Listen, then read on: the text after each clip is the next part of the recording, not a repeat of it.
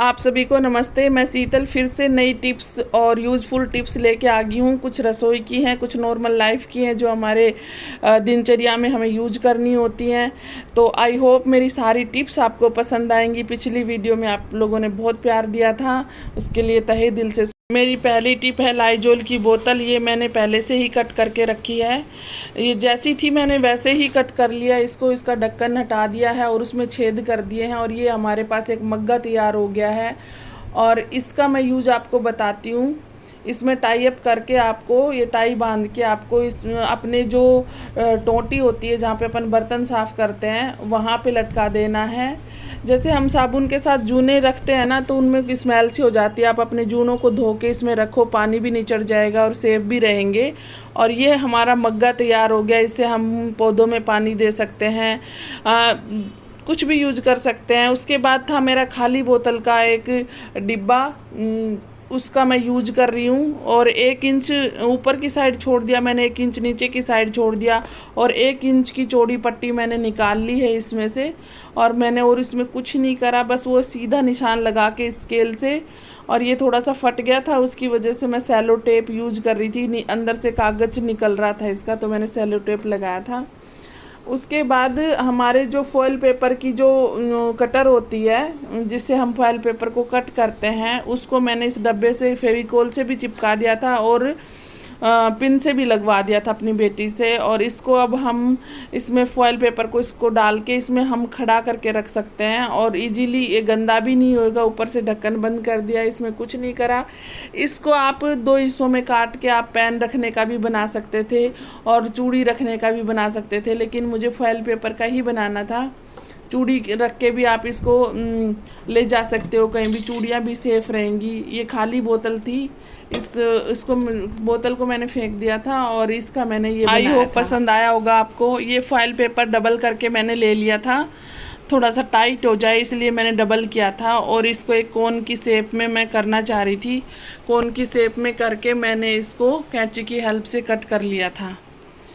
ये टिप मैं आपको बता रही हूँ कि जैसे हम पिसे हुए मसाले लाते हैं ना, जैसे कई बार हम काली मिर्च पिसी हुई लेके आते हैं, ब्लैक पेपर, और वो जो जिस डिब्बे में आती है ना उसका ढक्कन नहीं खुलता।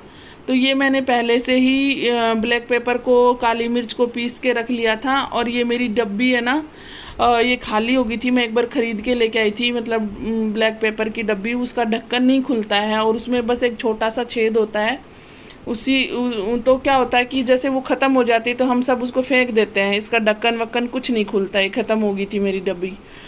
तो इसमें मैंने फिर ब्लैक पेपर अलग से लाके और उसको पीस लिया था मिक्सी से पीस के। और इसमें मैंने 2-3 साल से मैं ऐसे ही करती हूँ। जब भी मेरी ब्लैक पेपर ख़त्म हो जाती है मैं अलग से लाती हूँ, पीस लेती हूँ और फॉयल पेपर से कोन बना के उसके अंदर डाल लेती हूँ। अच्छे ईजीली डल जाती है और ये डिब्बी फिर से यूज हो जाती है हमारी। अगली मेरी टिप थी गैस चूल्हे को लेके। गैस चूल्हे पे कई बार हम साफ़ भी कर देते हैं लेकिन शाइनिंग नहीं आती, तो मैंने ये पहले से साफ़ कर दिया। जैसे नॉर्मली आप जैसे भी साफ़ करते हो साफ़ कर लो, कचरा हटा लो।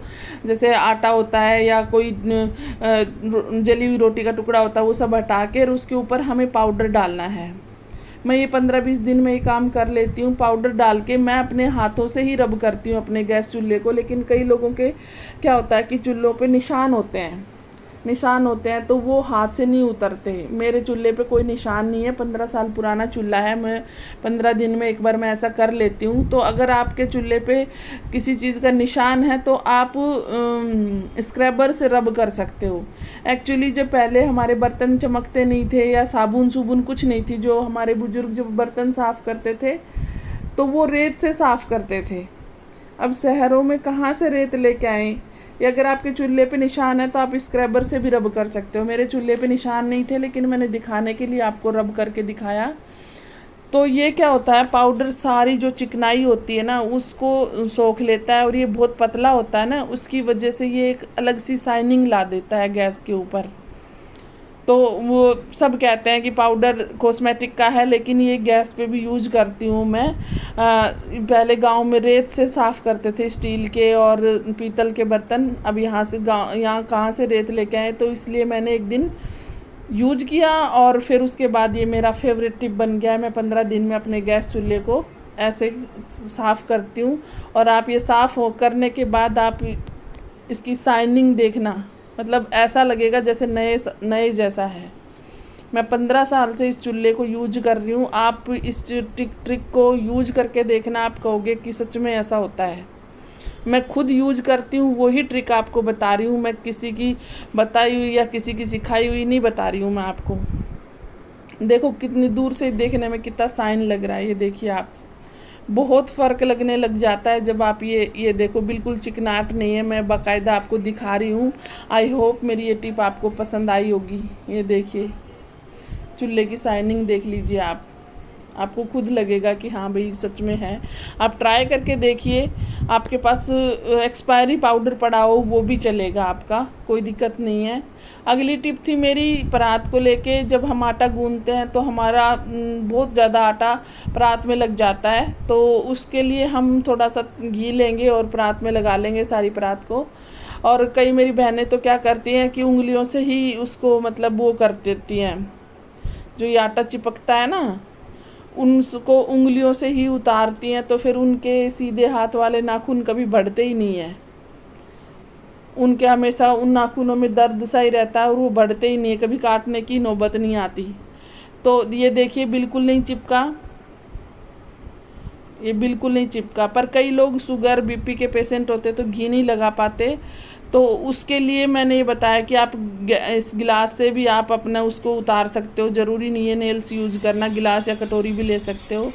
और अगर आपका तवा पतला है और रोटी लख जाती है, जल जाती हैं, तो उसके लिए आप हल्का सा घी का लेप कर लोगे, तो उसके बाद आप चाहें जितनी मर्जी रोटियां बना लेना, आपकी एक भी रोटी नहीं लखेगी। आई होप ये टिप भी आपको पसंद आई होगी।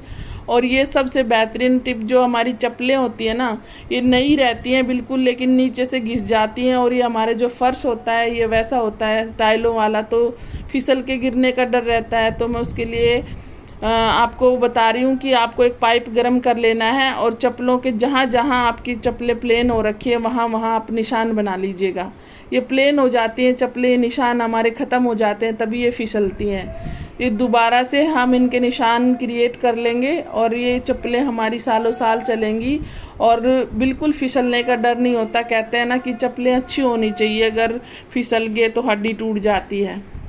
तो अब नई चप्पलों को कहाँ फेंके। देखो हमारे घर में 2 चप्पल फिसलने वाली हो रखी थी, तो मैंने उन दोनों का ऐसे कर लिया। मेरी बेटी दिखा रही है कि भाई, ये बता रही है कि मम्मा अब नहीं फिसल रही है। अब देखो कैसे अच्छे से होगी, क्योंकि मैं 3 साल से ये टिप अपना रही हूँ। आई होप मेरी सारी टिप आपको पसंद आई होंगी। Bye bye.